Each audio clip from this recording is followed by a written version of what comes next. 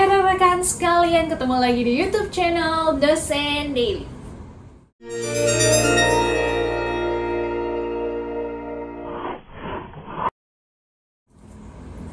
Assalamualaikum warahmatullahi wabarakatuh. Apa kabar semuanya? Masih dalam keadaan sehat-sehat dan masih bersemangat untuk mengikuti tentang karir, tentang seorang dosen lah ya, sesuai dengan judul dari YouTube channel ini, yaitu Dosen Daily. Oke teman-teman semua, jadi saya mencoba melihat dari komentar-komentar yang sudah ditinggalkan oleh teman-teman semua di video-video sebelumnya, dan saya mencoba untuk memilah-milah kira-kira pertanyaan atau komentar mana yang bagus untuk dibahas kembali di episode setelahnya atau selanjutnya. Karena kalau saya lihat tuh teman-teman pertanyaannya masih banyak yang seputar linearitas ya. Jadi mohon maaf yang masih bertanya tentang linearitas, silahkan ditonton aja video-video saya, di search deh Dosen Daily linearitas, itu semuanya udah saya bahas. Jadi silahkan mengkoreksi sendiri kira-kira jurusan yang teman-teman pilih itu linear atau enggak, karena kalau saya bahasin satu persatu nggak kelar-kelar. Oke, mohon maaf banget, jadi nggak bisa saya balas satu persatu. Nah, untuk pertanyaan yang kali ini nih, komentar sih ya, lebih kayak dia sebenarnya lebih ke curhat sih sebenarnya, dan saya tergelitik untuk membahasnya di episode kali ini karena memang mungkin ini mewakili dari beberapa pertanyaan teman-teman yang memang baru menjadi seorang dosen. Nah, pertanyaan atau komentarnya ini dari Mia Ulfah 3075.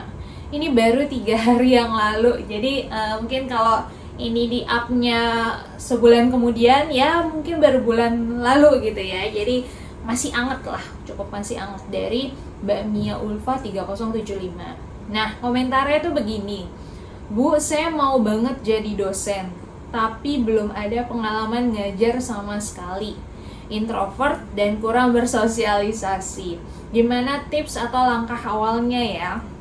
Nah, buat teman-teman yang mungkin Mbak Mia juga baru subscribe YouTube channel Dosen Daily saya, atau mungkin baru nonton episode-episode yang baru-baru, belum nge-scroll down untuk episode yang lama, karena sebenarnya untuk pertanyaan atau masukan buat para calon dosen atau dosen baru itu udah beberapa kali saya bahas.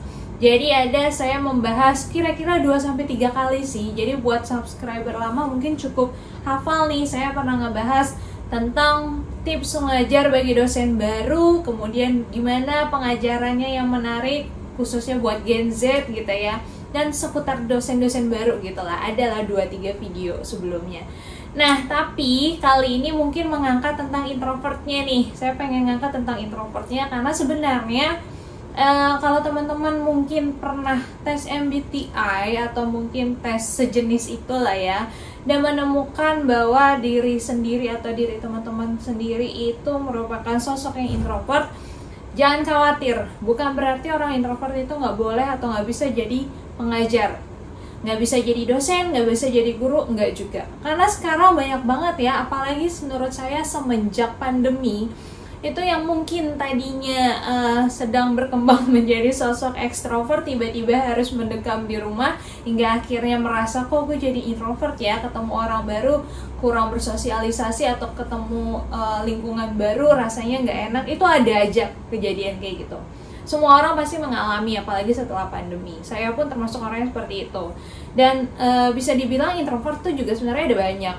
Ada sosial introvert juga. Jadi walaupun introvert, dia tetap mencoba untuk berbaur di lingkungan sosial. Ada namanya sosial introvert. Jadi teman-teman yang introvert jangan khawatir. Buat Mbak Mia Ulfa sendiri, menurut saya jangan khawatir. Mbak Mia bisa scroll down lagi, ada beberapa yang saya jabarkan bagaimana tips mengajar untuk dosen baru. Nah, untuk sosok introvert sendiri sebenarnya ada keunggulan. Keunggulannya adalah yang pertama, orang introvert itu sebenarnya lebih cenderung atau lebih peka atau mudah mengenal dan memahami karakter murid. Kenapa? Karena dia tipe pemikir ya. Tipe introvert itu biasanya dia lebih kayak mencoba memposisikan diri ke orang tersebut gitu. Misalnya dia punya satu mahasiswa yang pendiam banget, teman-teman yang lain ho rame-rame, tapi ini anak diem banget. Saya punya mahasiswa seperti itu. Dia pintar tapi dia nggak bisa bersosialisasi. Membaur iya, tapi seperlunya.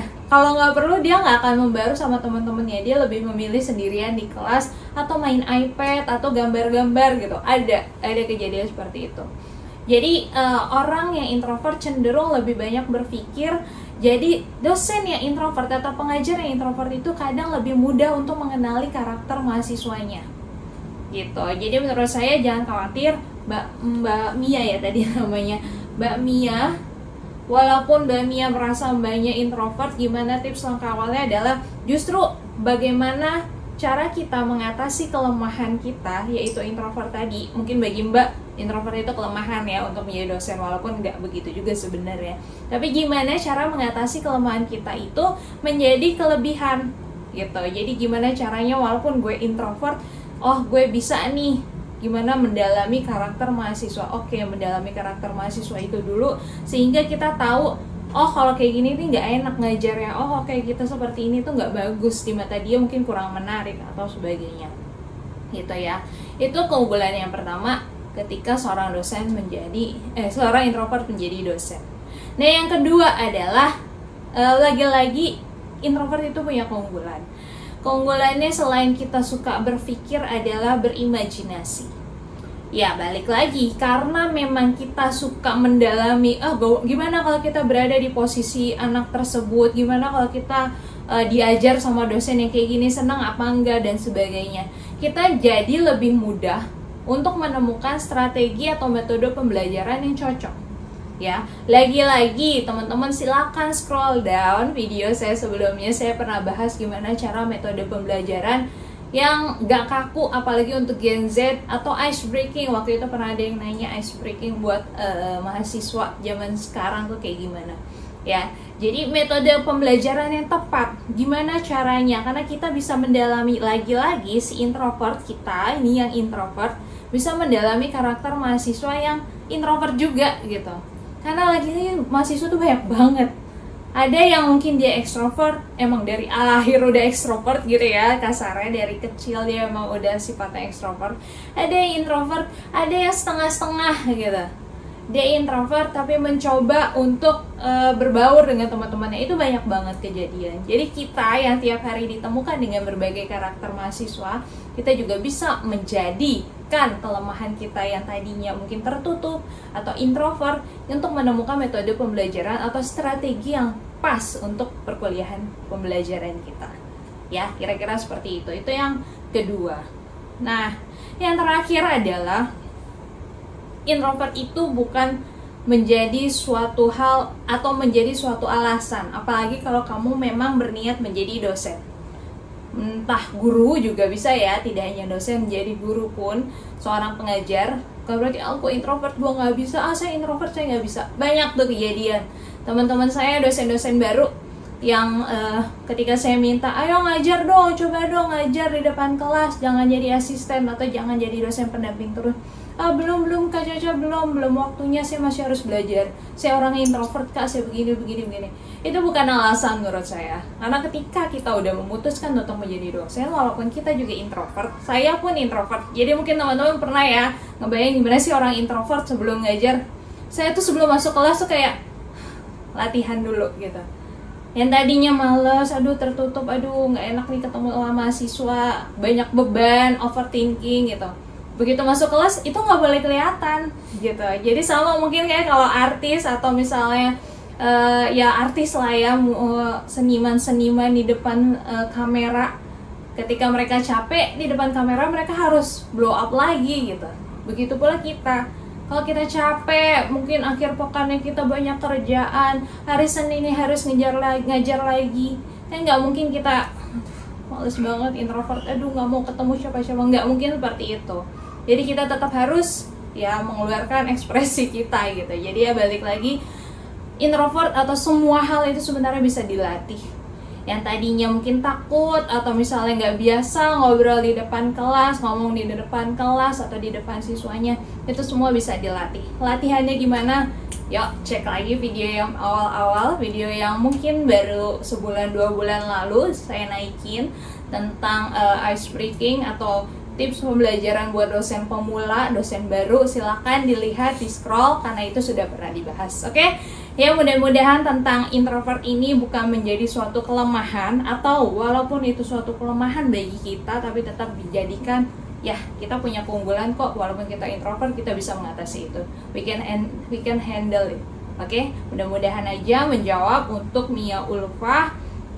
Yang saya nggak tahu nih karena nggak diceritain apa dia. Oh, kayaknya sih baru mau jadi dosen ya, baru mau jadi dosen gitu.